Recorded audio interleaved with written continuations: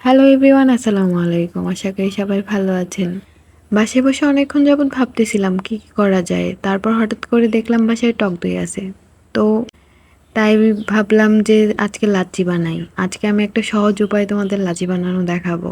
এইজন্য ফার্স্টে আমি টক দইগুলা একটা ব্লেন্ডারে নিয়ে নিয়েছি। তারপর এটার মধ্যে আমি আমার স্বাদ অনুযায়ী চিনি নিয়েছি। তোমরা তোমাদের মিষ্টি অনুযায়ী চিনি নিতে পারো। আমি এখানে ৮ চামচ চিনি নিয়ে নিয়েছি। তারপর এইটা ভালো করে ব্লেন্ড করে নিলাম। আমার এটাতে একটু চিনি কম মনে হয়েছে, তাই আমি আবার চিনি অ্যাড করে নেই এবং আবার একটু ব্লেন্ড করে নিয়েছিলাম। দেখো কত পারফেক্ট একটা লাচ্ছি হয়েছে। আমার মনে হয় না এর চেয়ে সহজ উপায়ে তোমরা আর কোনোদিন লাচ্ছি বানাতে পারবা। আর লাচ্ছিটা অনেক মজা হয়েছিল। আম্মুও বলতেছিল যে মজা হয়েছে। আজকে ভিডিওটা এই পর্যন্তই। যদি ভালো লেগে থাকে লাইক কমেন্ট করবা।